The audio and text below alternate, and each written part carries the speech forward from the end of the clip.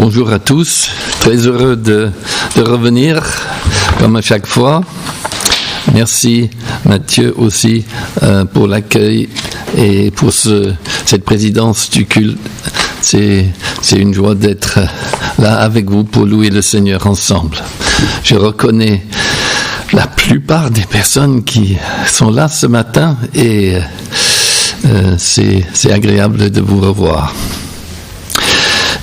Je vais vous proposer de lire dans la lettre aux Romains et le dernier chapitre, Romains chapitre 16.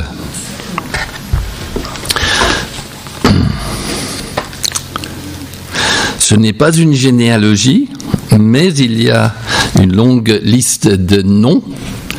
Et si ma façon de les prononcer n'est pas la même que la vôtre, veuillez me pardonner. Il y en a qui disent Phobé et d'autres qui disent Phébé. Je trouve plus sympathique de dire Phébé. Il y en a qui disent Sancheré. Je trouve plus facile de dire Sancré. Mais voilà.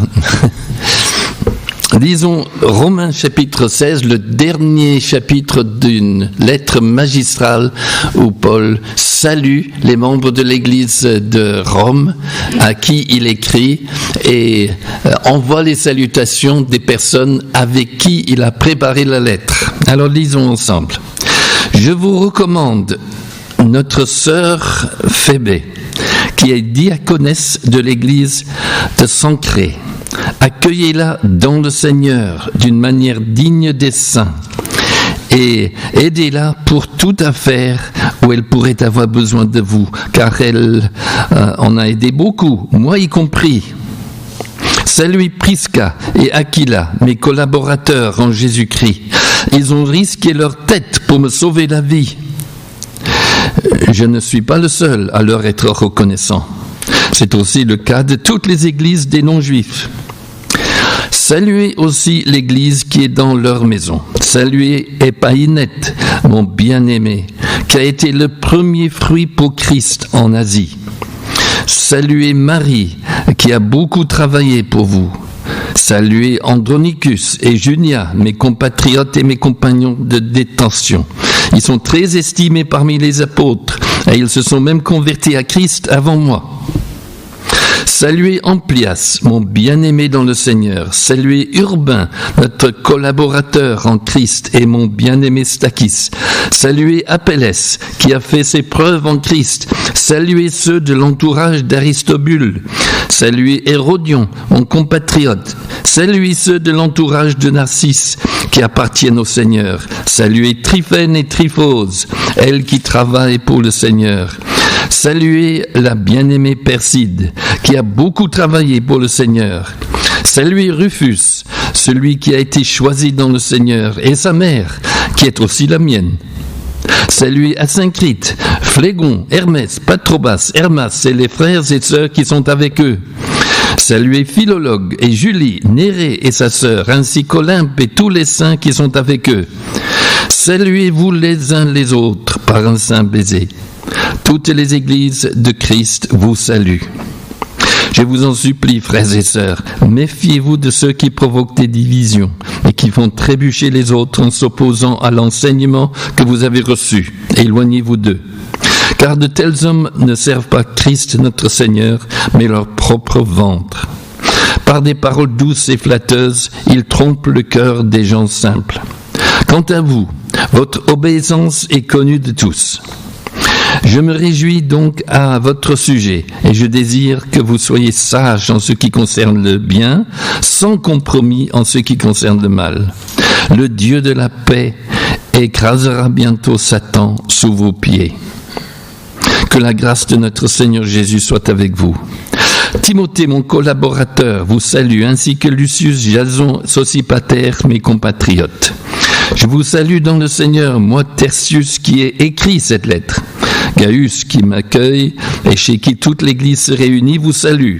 Éraste, le trésorier de la ville, donc de la ville de Corinthe où Paul écrivait, vous salue, ainsi que le frère Quartus.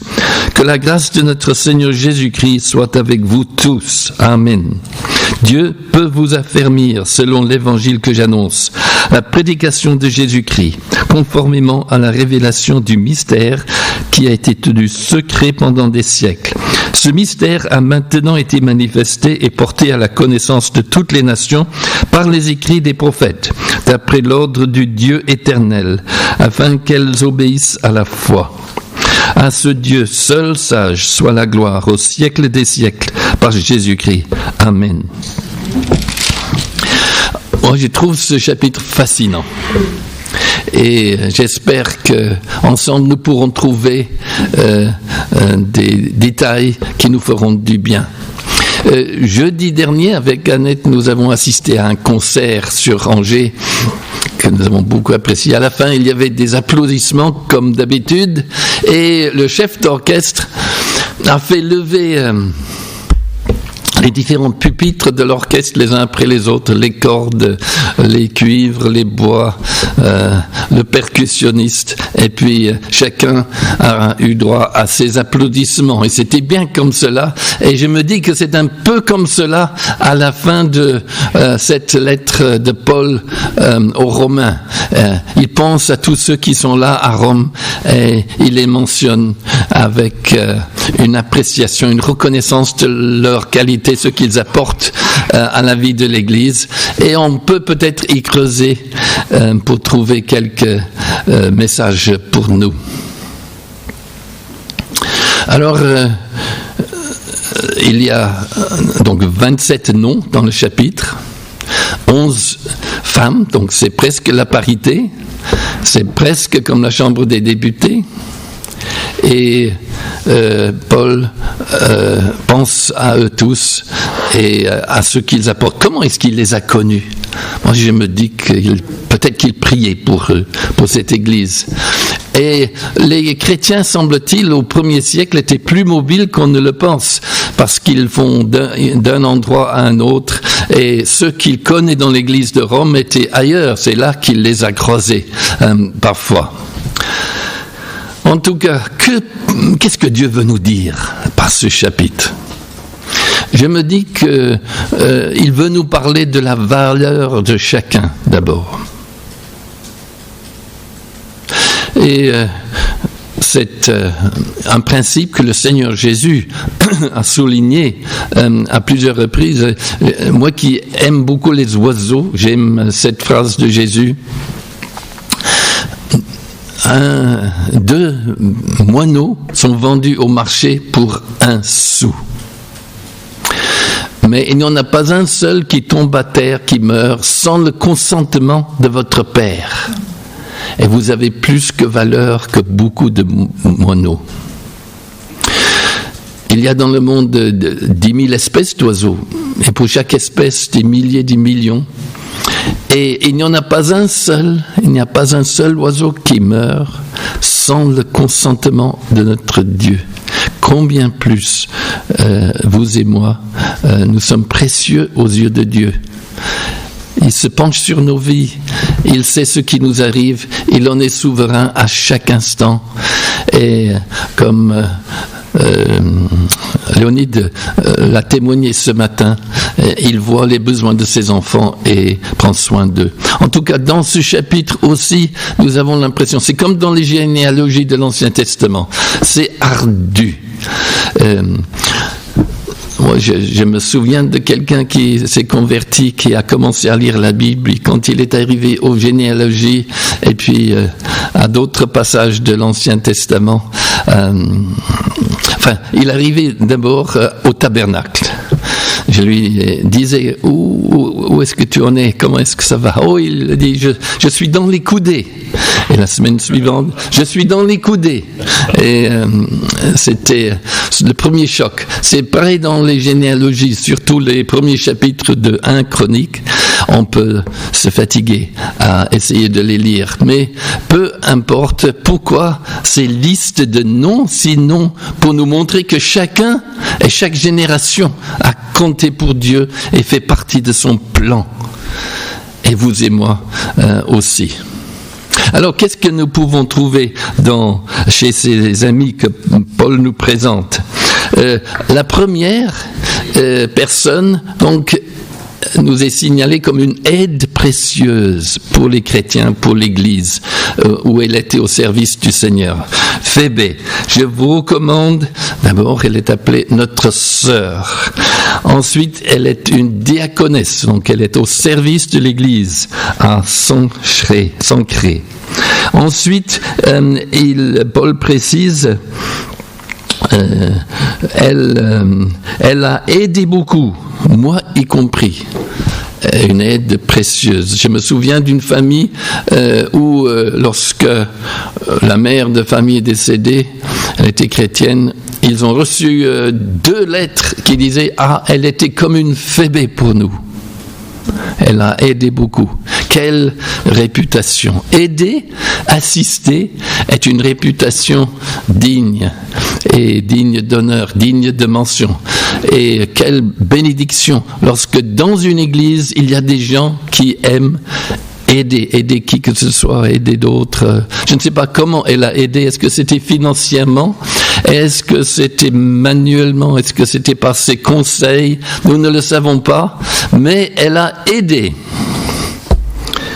Moi y compris, ajoute l'apôtre Paul. Il y en a qui pensent que c'est elle qui a servi de factrice pour transporter le premier rouleau de la lettre aux Romains jusqu'à l'église de Rome, et que Paul lui a confié ce précieux rouleau. Mais quelle responsabilité! Un rouleau qui allait servir pendant des siècles, qui allait être incorporé au sein des Écritures.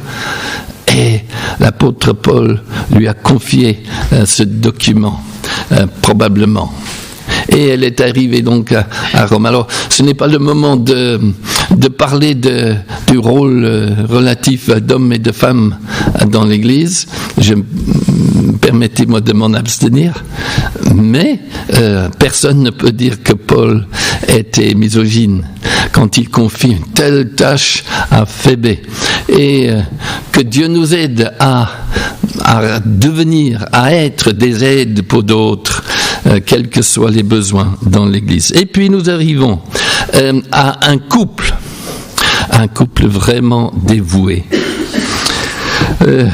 Vous les voyez au verset 3, saluez Prisca et Aquila. Et c'est le seul couple qui est mentionné à plusieurs reprises dans le Nouveau Testament. On les trouve à Rome au début, et puis à Corinthe et à Éphèse, et à Corinthe à nouveau, à Rome à nouveau, très mobiles, très actifs pour Dieu.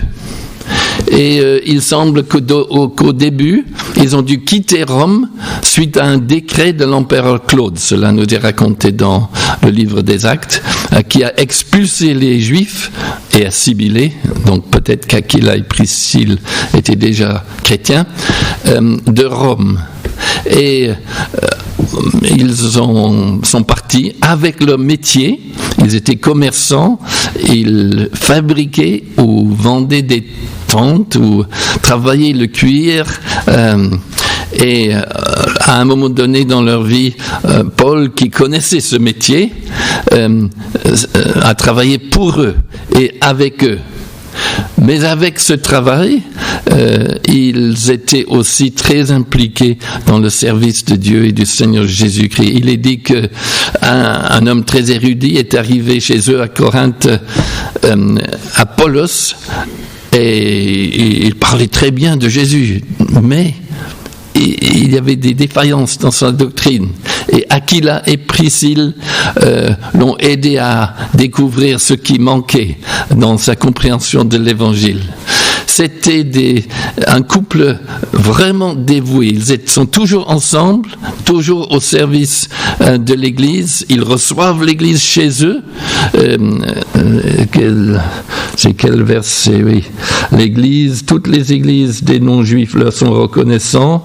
Et quelque part, il est dit que l'Église se réunit chez eux. Mais, oui? Merci. Voilà, verset 5. Voilà. Donc, leur métier, ils s'en ont servi pour Dieu, leur connaissance des Écritures, leur maison, leur foyer, ils s'en ont servi pour Dieu. Ils étaient accueillants. Et quelle bénédiction dans l'Église d'avoir des personnes comme ça qui sont prêts à s'adapter là où Dieu les envoie, pour s'intégrer à l'œuvre de Dieu là où Dieu les envoie, pour servir là où Dieu les envoie. Et Paul est très reconnaissant pour eux. Et dit Paul, c'est le cas aussi de toutes les églises des non-juifs qui sont reconnaissants pour eux. Alors, que le jour où nous partons, les gens soient reconnaissants pour le peu qu'on peut faire pour eux. Et ensuite, nous avons un homme qui s'appelle Epaïnète, au verset 5, mon bien-aimé, qui a été le premier fruit pour Christ en Asie. Donc, il était le premier à croire en Christ dans une région. Il était les prémices en Asie. Et pourquoi est-ce que c'est mentionné? Moi, je trouve que c'est pas facile d'être le premier à se convertir dans une famille, ou dans une commune, ou dans une usine, ou dans une classe, ou dans un groupe de jeunes même. C'est même difficile d'être le premier. Et au début, il y a parfois des malentendus, des difficultés. Il faut s'expliquer. Et dans les meilleurs des cas, les difficultés s'aplanissent, mais pas toujours. Être le premier, c'est de se distinguer des autres. Être le seul, c'est pas facile. Mais Paul leur rend à Epaïnète l'honneur qui lui est dû. Et parfois je me dis, oui, quand il y a un baptême, une conversion, un baptême,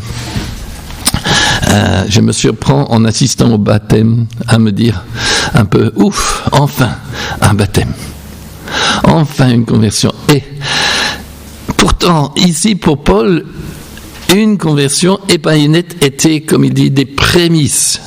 Il voyait dans le cas d'Epaïnète la promesse d'autres. C'est comme les trains. Un train en cache un autre. C'est ça qu'on disait à l'époque des passages à niveau. Mais là,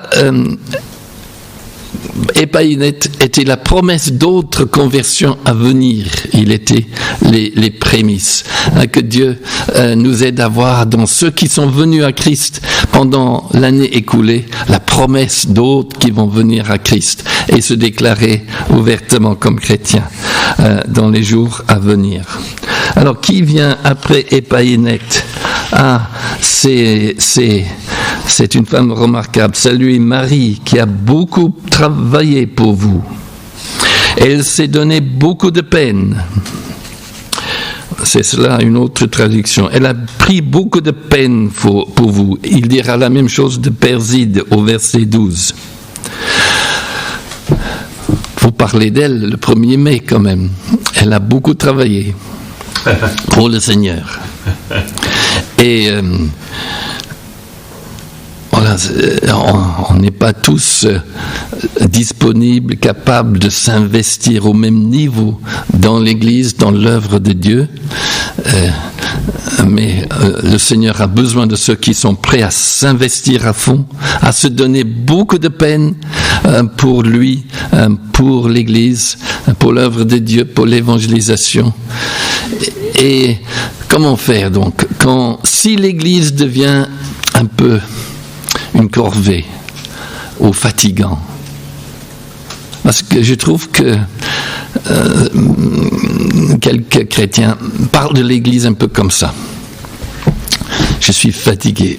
C'est encore un poids ajouté à ma vie. L'Église, la vie de l'Église. Qu'est-ce qu'il faut faire quand c'est comme ça? Parce que après tout, Jésus a dit, venez à moi, vous tous qui êtes fatigués et chargés, et je vous donnerai du repos. Il y a donc un repos que le Seigneur nous donne. C'est certain que parfois nous ne respectons pas les consignes de Dieu de nous reposer et de travailler. Mais Dieu avait dit, tu travailleras 6 jours et le 7e jour, tu te reposeras. Mais je crois que nous pouvons surmonter cette difficulté aussi en considérant que l'effort que nous investissons au service de Dieu, la fatigue que nous ressentons, nous allons l'offrir à Dieu comme un sacrifice. Je ne sais pas si j'arriverai à me faire comprendre. Mais si nous disons à Dieu, voilà, je suis fatigué, mais cela me coûte, mais c'est pour toi.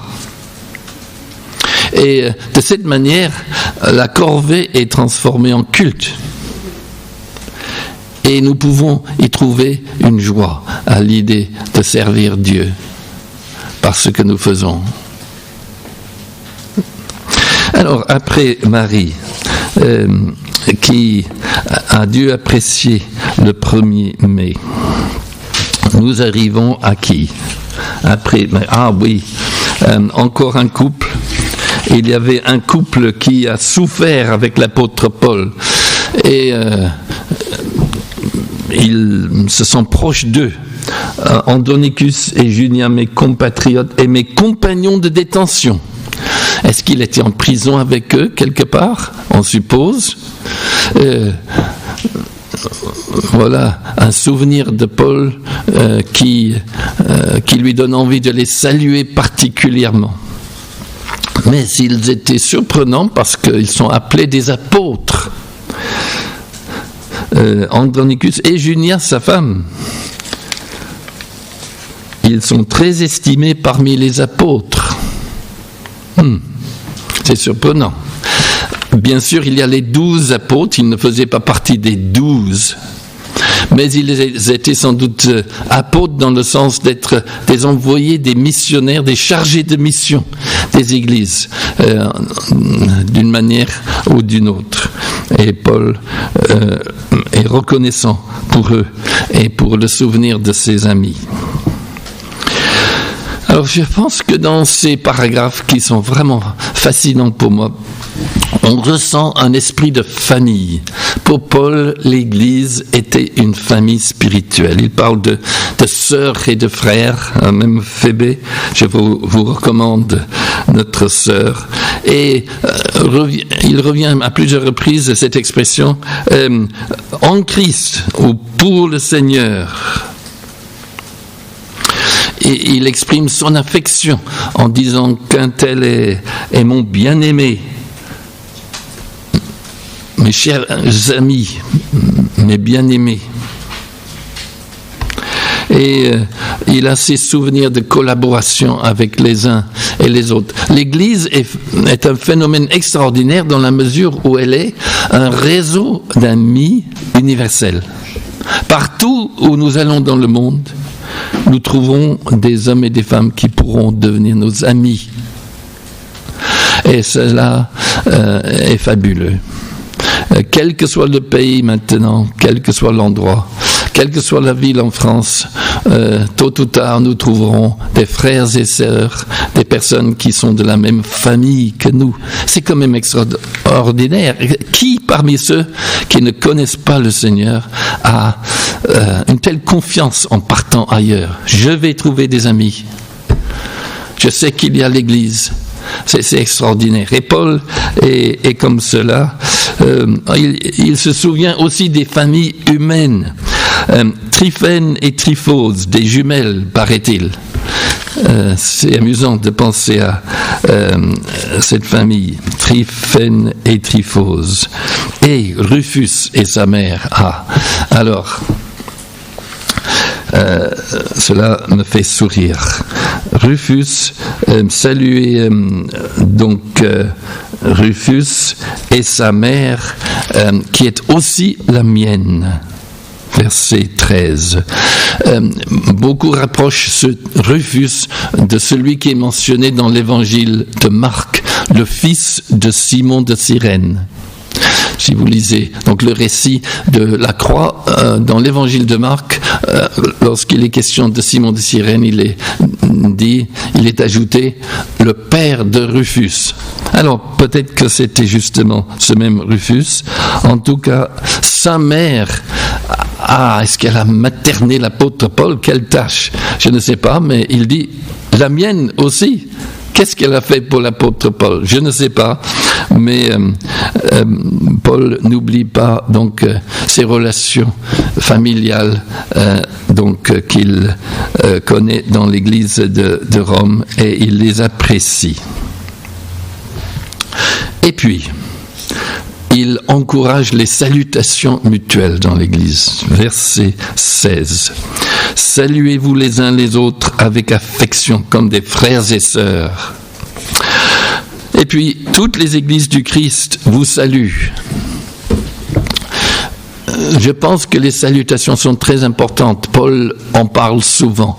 Et il y a une trentaine d'années, un livre a été publié appelé Les uns les autres par Alfred Kuhn, qui était à l'époque professeur à l'Institut biblique d'Emmaüs, et chaque chapitre traite d'une phrase dans le Nouveau Testament où il est dit les uns les autres. Aimez-vous les uns les autres, pardonnez-vous les uns les autres, supportez-vous les uns les autres, encouragez-vous les uns les autres, et ainsi de suite. Et ici, saluez-vous les uns les autres.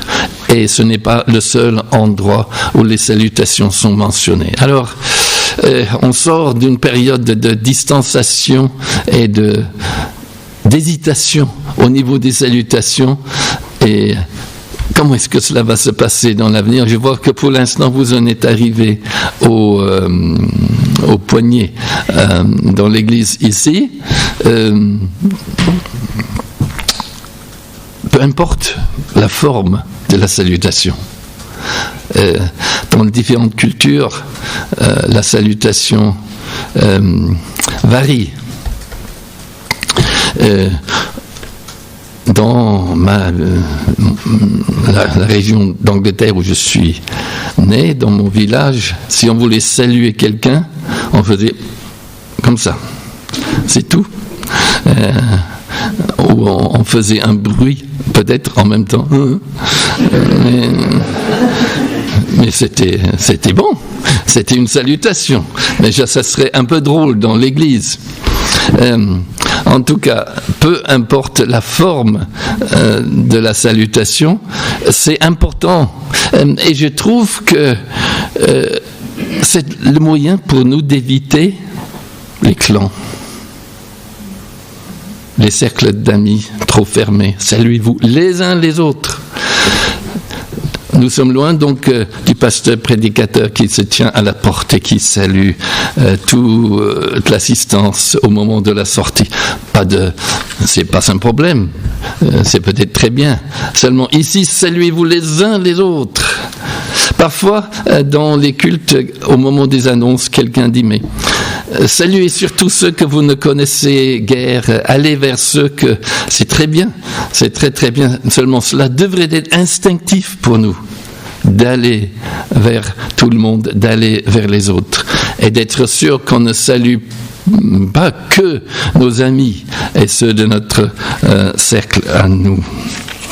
Alors que Dieu nous aide à nous saluer les uns les autres. Et il y a dans ce chapitre les salutations lointaines, aussi bien que les salutations proches. Saluez-vous les uns les autres à Rome, mais les églises, là où je suis, vous saluent aussi.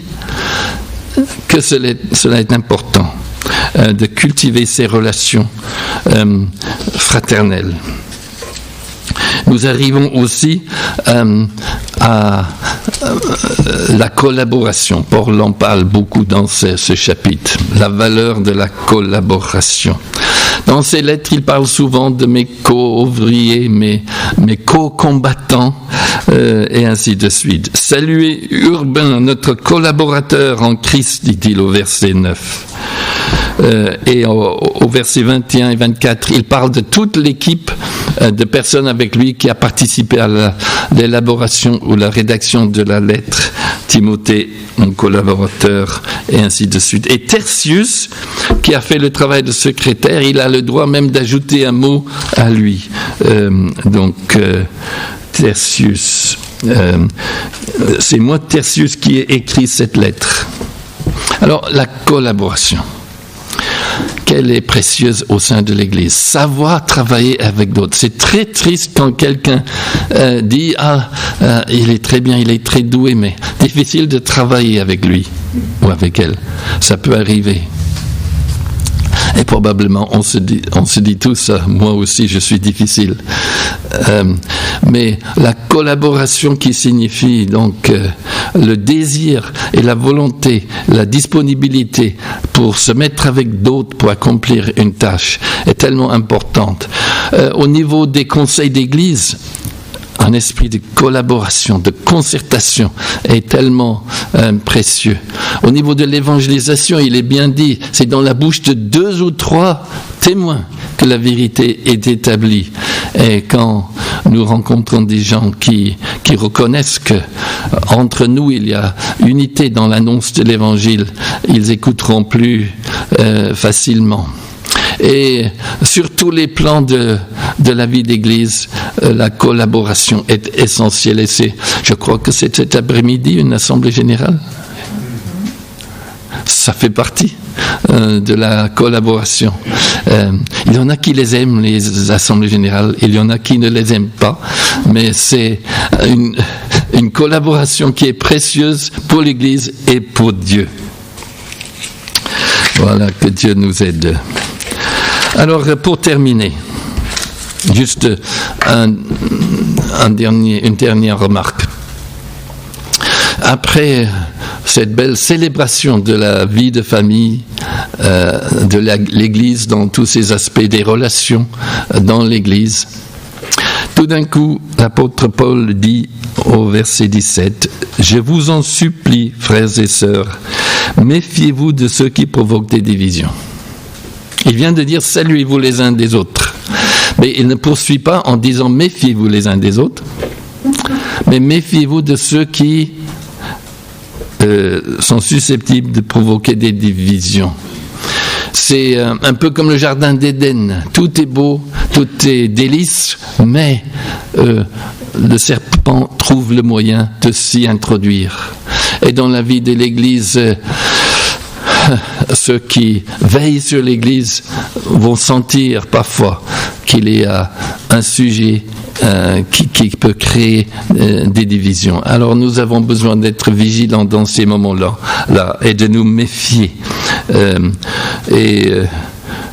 C'est Churchill qui a dit « Le prix de la liberté, c'est la vigilance éternelle ». Et dans l'Église, le prix du maintien de la communion fraternelle, c'est une sorte de vigilance, mais non pas une méfiance les uns envers les autres, surtout à l'égard de ceux qui créent des problèmes. Que Dieu nous délivre de devenir nous-mêmes source de tension dans l'Église. Seulement, Paul ne s'arrête pas là. Et sa conclusion dans la lettre, c'est, on va le dire au verset 20, c'est la victoire. Le Dieu de la paix écrasera bientôt Satan sous vos pieds. Que la grâce de notre Seigneur Jésus soit avec vous. Verset 25, Dieu peut vous affermir selon mon évangile. L'apôtre Paul est persuadé que cette église extraordinaire à Rome, à qui il confie cette lettre extraordinaire, elle va triompher. Dieu va lui donner la victoire dans toutes les épreuves qu'il a mentionnées au fil de la lettre. Vous vous souvenez de ces chapitres 8 par exemple, Toutes choses coopèrent au bien. Vous êtes plus que vainqueurs dans toutes ces tribulations. Rien ne peut nous séparer de l'amour de Dieu malgré toutes les épreuves que vous connaissez. Donc Paul voit toutes ces difficultés et il est persuadé que Dieu va leur donner la victoire. C'est un peu en rappel de ce que Dieu a dit dans le jardin d'Éden. La descendance de la femme écrasera la tête du serpent et blessera le talon de la descendance de la femme, sans qu'une annonce de Christ qui aura la victoire sur le mal à la croix quand il était blessé. Mais en même temps, Paul y voit une prolongation dans la vie de l'Église. Le malin est là, parfois on le sent venir, on le sent à l'heure, mais il n'est pas le vainqueur. Il ne peut pas faire ce qu'il veut. Le Dieu de la paix, voilà ce que nous voulons, écrasera bientôt Satan sous vos pieds. Alors à nous de lui faire confiance, de remercier Dieu pour ses belles promesses et de jouir de la vie d'église qui est vraiment une vie de famille extraordinaire. Et chacun aura sa place, comme dans ce chapitre, chacun a une place différente. Chacun sera réputé pour son don à lui, sa contribution à lui, et remercions Dieu les uns pour les autres. Prions. Les frères et les sœurs, les jeunes et les moins jeunes,